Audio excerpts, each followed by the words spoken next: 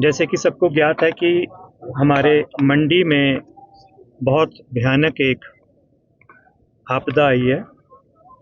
शिमला में बैठकर नहीं सोच सकते कि वो कितनी भयानक है, लेकिन वो अपने आप में भयानक है। अगर आप वहाँ पर जाएंगे तो आपको पता चलेगा कि वहाँ एग्जैक्टली हुआ क्या है।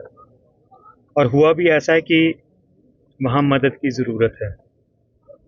हमने भी जब मदद भेजी 6 जुलाई को, आपदा के 5 दिन के बाद, तब स्थिति पता चली कि वहाँ पर क्या हुआ था। भेजी तो चुपचाप से 2 गाड़ियाँ थी, लेकिन वो सोशल मीडिया पे इतनी चल पड़ी कि वो वायरल हो गई पोस्ट। लेकिन उस वायरल होने का ये फ़ायदा हुआ कि वहाँ पर लगभग 1200 ट्रक अनुमानित प्लस माइनस हो सकता वहाँ पर पहुँचे।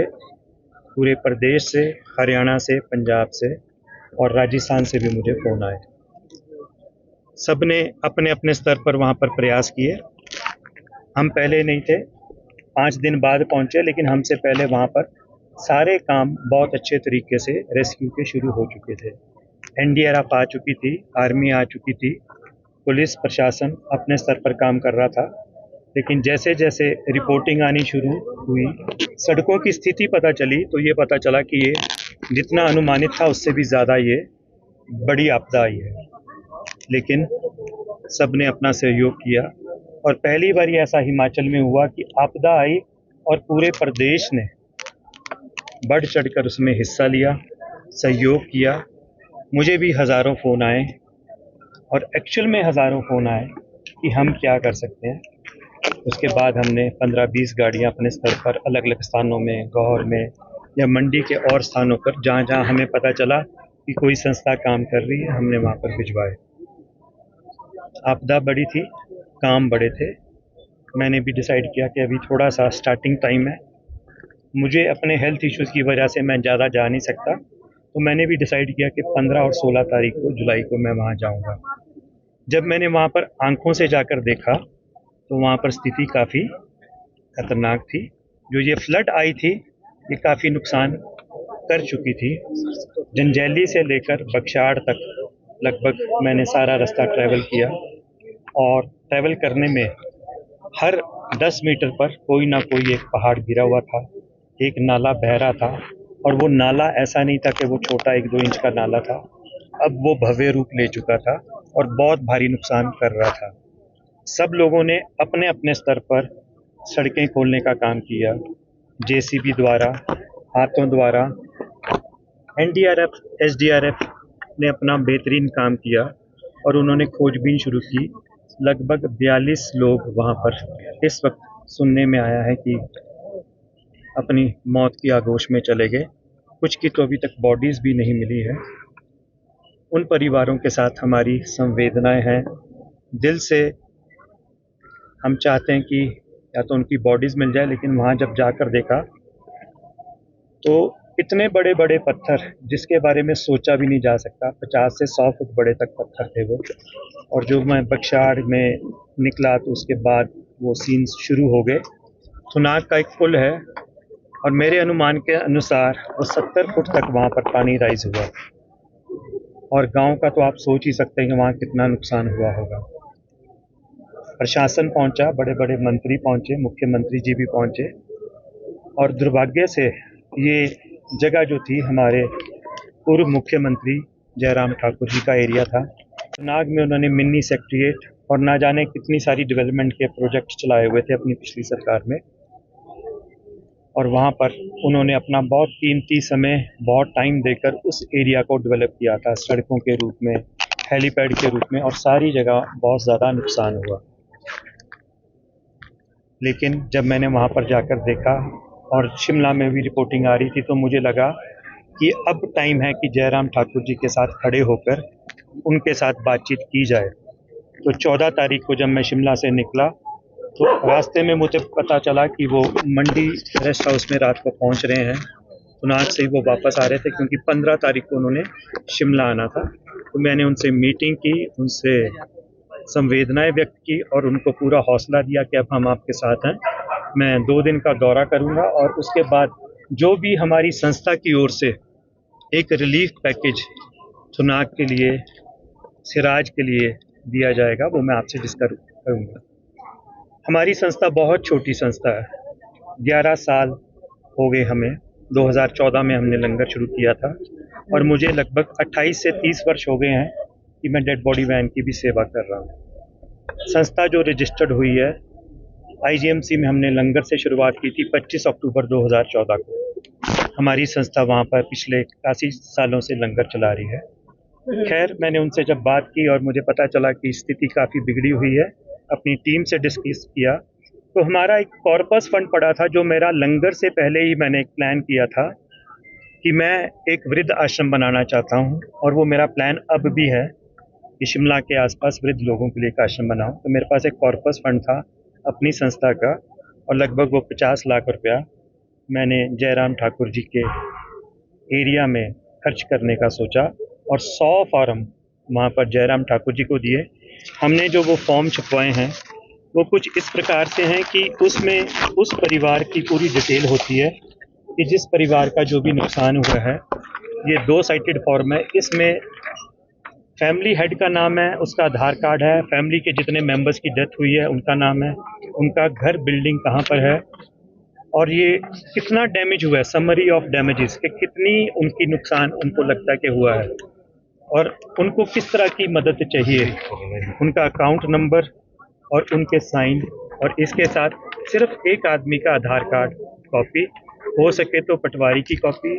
और इसमें जो एक बात मेंशन नहीं की हमने कि वो 3 महीने की बैंक स्टेटमेंट।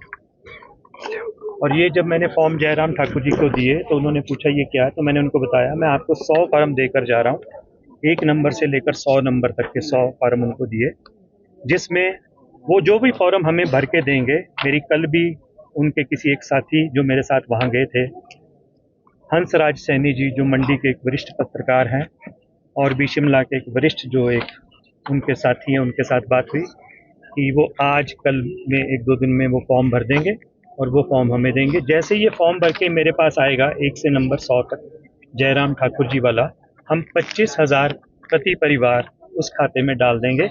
इसमें सब कुछ मेंशन है, मैं अभी आपको देकर भी जाऊंगा, आप पढ़ सकते हैं। और ऐसे ही 100 फॉर्म मैंने वहाँ 3 एनजीओज़ को 25-25 फॉर्म, और एक 25 फॉर्म वहाँ जो एडमिनिस्ट्रेशन है, डीसी ऑफिस कह सकते हैं आप उसको, मिनी सेक्रेटरीट में दिए, ताकि वो भी हमें वो 25 फॉर्म दे। तो 25 लाख रुपए की सहायता उनके द्वारा दी जाएगी।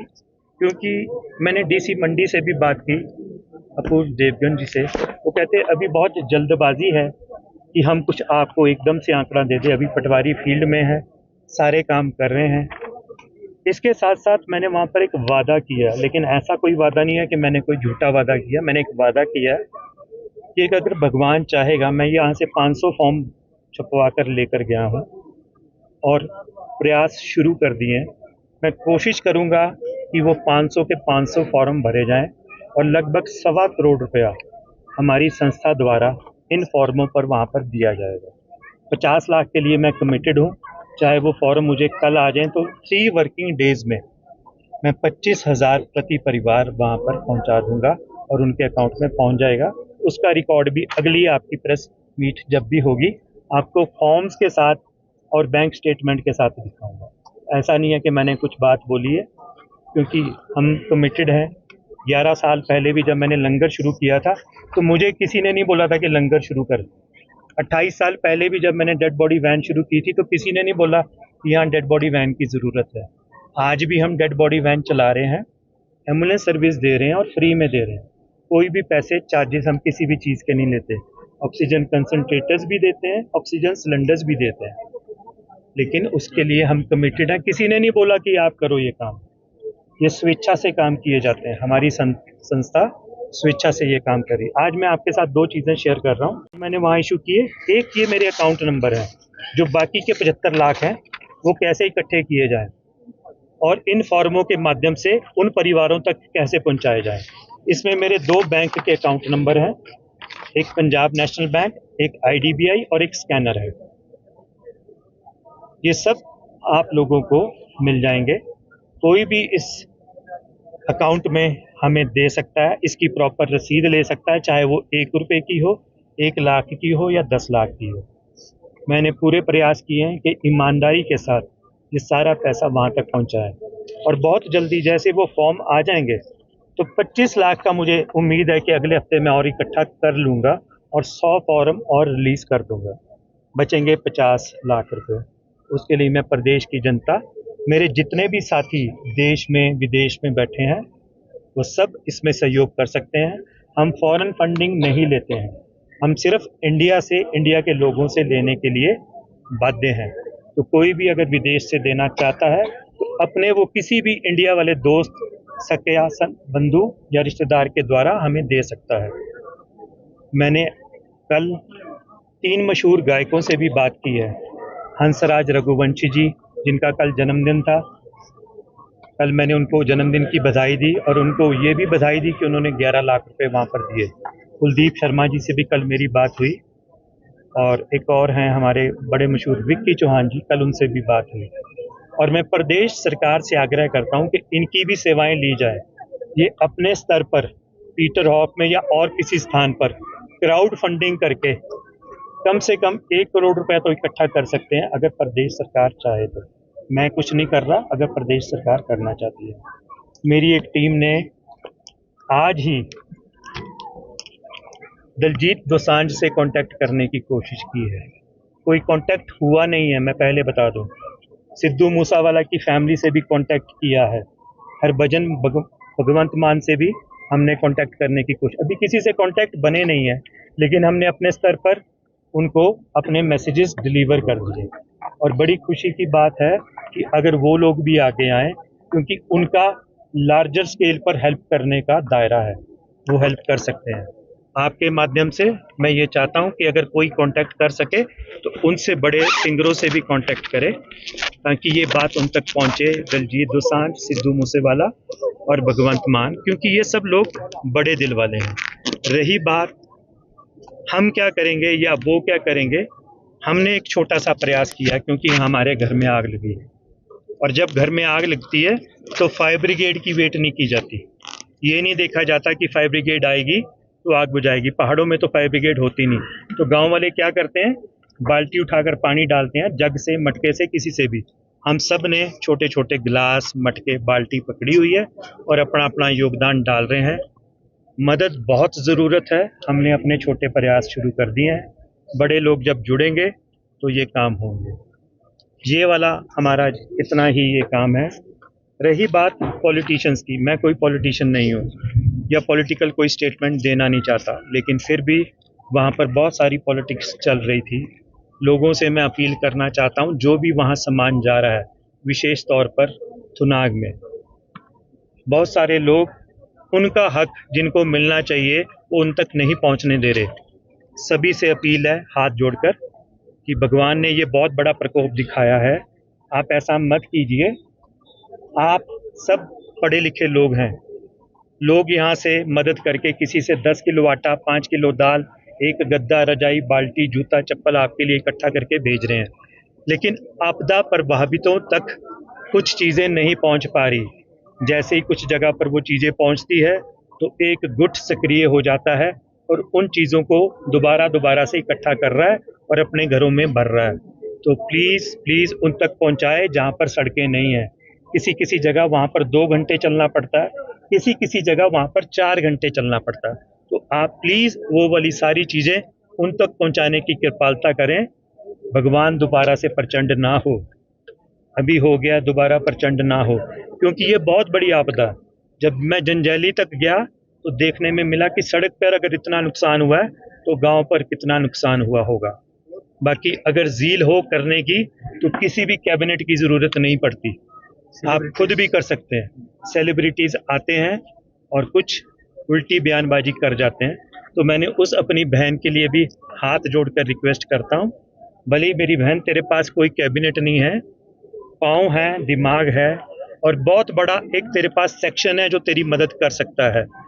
जब तेरे को वहाँ से जिताकर भेजा गया था तो ये बोलकर भेजा गया था तू हिमाचल की बेटी है और हिमाचल की बेटी का तूने फ़र्ज़ नहीं निभाया और ये सारा प्रदेश देख रहा है। अभी भी वक्त है बहन, तू थोड़ा सा उन लोगों के प्रति अपना योगदान दे दे। और मैं बार बार उस बहन को ये हाथ जोड़कर बेनती करता हूँ, अगर लोगों ने तुझे प्यार दिया है, अपनी बेटी समझ के जिताया, तो इसी माँ बाप को अपनी बेटी को सुधारना भी आता है। तो बहुत कष्ट होगा, बहुत तकलीफ होगी। अगर तू बहन कुछ भी नहीं कर सकती तो कम से कम उल्टी सीधी बयानबाजी वहां पर मत कर। लोगों की भावनाएं आहत होती हैं।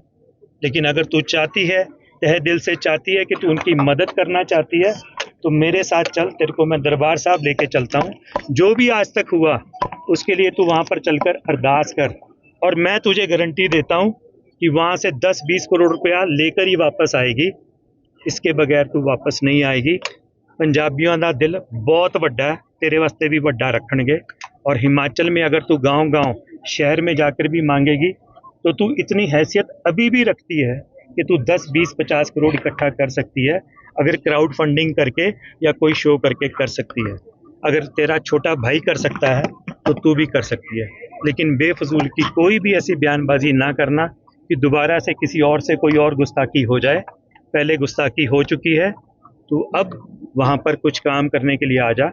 और मोदी जी से भी मैंने रिक्वेस्ट की है कि अगर वो काम करने के लिए या वो इच्छुक नहीं है, रोज़ अलग अलग चैनल्स के माध्यम से पता चल रहा है कि वो अलग अलग तरीके के बयान दे रही है कि 60-70 दिन काम करना था, मुझे कैबिनेट नहीं है। तो प्लीज़ मोदी जी उसका इस्तीफ़ा ले लो और नॉमिनेट करके कोई एमपी भेज दो, ताकि वहाँ पर अच्छे से काम हो सके और जो एमपी फंड का पैसा है वो कम से कम उस प्रशासन को मिल जाए। ताकि अभी जो फौरी राहत है वो 5,000 रुपये बहुत थोड़ी है, काफ़ी लोगों को बहुत बड़ी राहत की उपेक्षा है। सर्दियां आने वाली हैं और वहाँ पर बड़ी ठंड होती है। आप सभी उसमें अपना सहयोग दें। हमारी संस्था का स्कैनर अकाउंट नंबर मैं शेयर कर दूंगा। किसी ने भी मुझसे लेना तो मेरा बहुत इजी सा नंबर है 94 180 61,000 9418061000। व्हाट्सएप मैसेज करके मुझसे स्कैनर और अकाउंट नंबर ले सकता है।